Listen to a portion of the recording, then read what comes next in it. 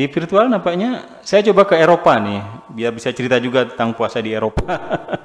Ada Teh Lita Davrens di Wina ya, di Austria. Silakan Teh, waktunya terbatas saya rasa ini. Silakan. Assalamualaikum warahmatullahi wabarakatuh, Buya Sakur, Pak Afkar. Udah lama banget ini. Tidak bisa belum lagi bisa bertanya dan menyimak pada Buya Sakur. Alhamdulillah sekarang sudah bisa lagi. Yang saya mau tanyakan nih pada Buya ya, udah lama sekali sih saya mau tanyakan, cuman belum ada kesempatan. Ini ya Buya, karena memang di Eropa ya, khususnya itu ya di semua negara Eropa itu kita kan yang minoritas gitu ya. Terlebih saya di sini sendiri, seorang muslimah. Jadi itu untuk mengenai ubudiyah itu ibadah yang saya lakukan itu kadang-kadang ya Bu ya, saya belajar langsung dari buku-buku tentang agama, cara tata sholat, diulang-ulang atau apa gitu ya.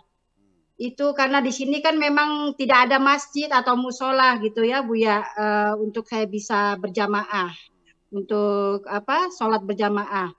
Jadi saya lakukan di rumah itu ya sendiri aja. Jadi yang saya pertanyakan itu untuk yang saya lakukan ibadah itu apa?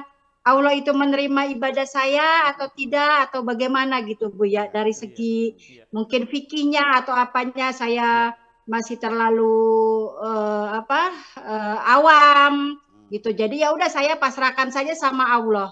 Itu bagaimana ya Bu ya? Mohon penjelasannya. Ya. Terima kasih Teh Lita. Silakan Bu ya. Begini, ibadah itu bahasa Indonesianya adalah pengabdian. Pengabdian. Dari abada ya'budu ibadah. Kalau orang mengabdi kepada negara namanya abdi negara. Kalau mengabdi kepada Allah namanya abdi Allah. Kalau bahasa Sunda abdi itu aing.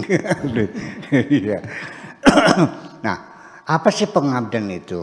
Adalah kita bekerja baik dengan pikiran, perkataan, perbuatan, hati, perasaan.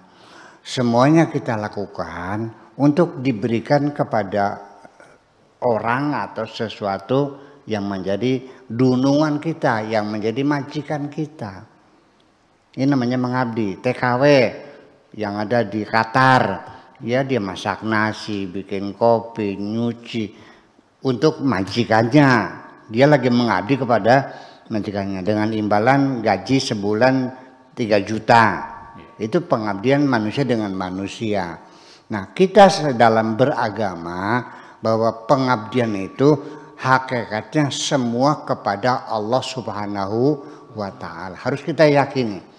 Sekalipun Anda jadi supir, bekerja pada orang kaya, kita harus yakini Anda mengabdi kepada Allah, majikan Anda juga mengabdi kepada Allah. Status dunia dia majikan, kamu supir.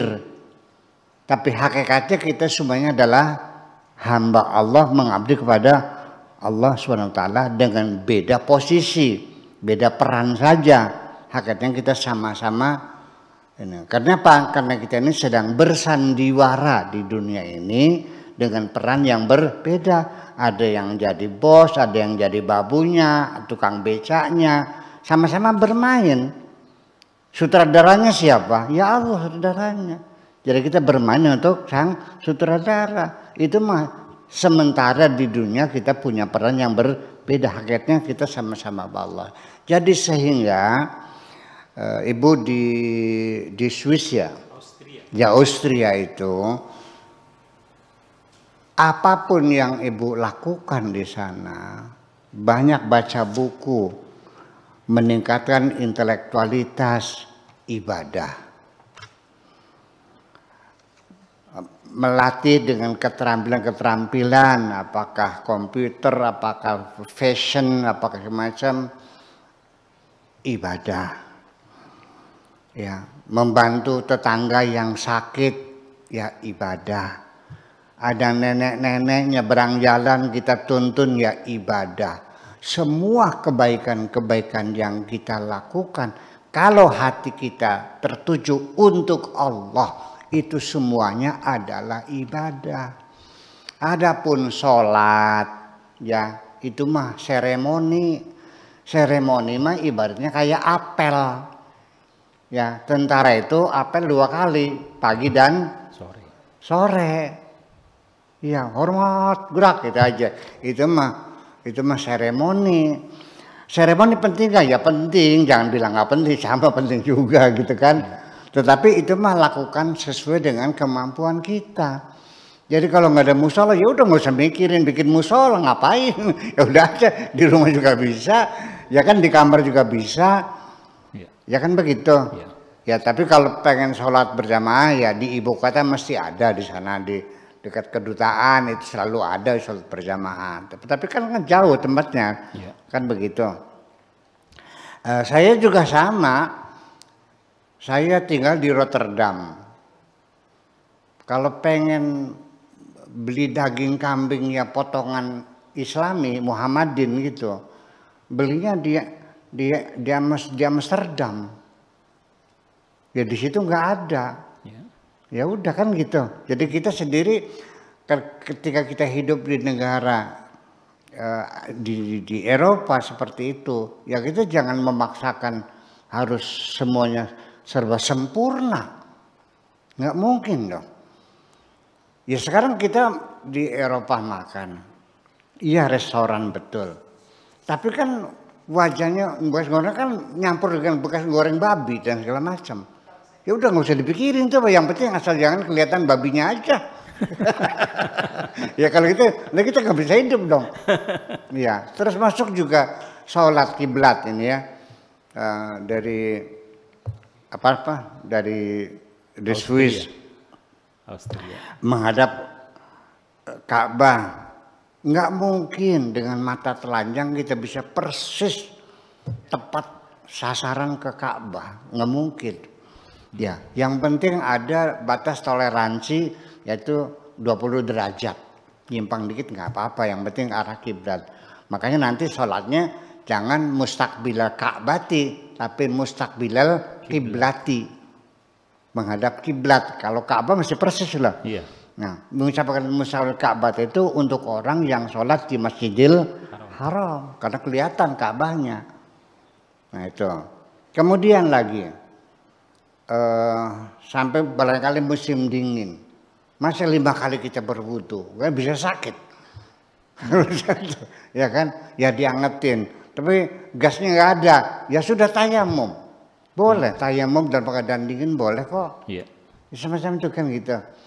Jadi jangan mempersulit diri kita sendiri, bahwa al-Islam dinun hanafiyatun samha. Agama Islam itu agama yang gampang jelipang. Agama yang implementasinya, aplikasinya sangat mudah dan gampang sekali.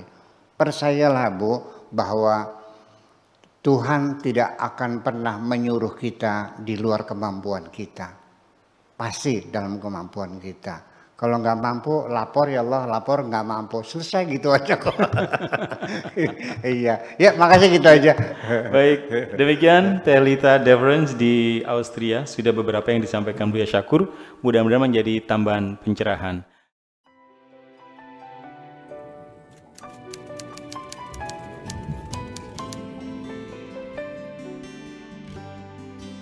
Aku hanya ingin berbagi kebahagiaan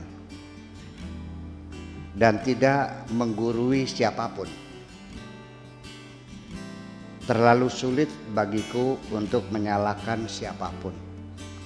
Akan tetapi apabila ada orang yang ingin mengisi raporku, tentu aku sangat gembira sekali. Dan kujamin aku tidak akan sakit hati sedikit.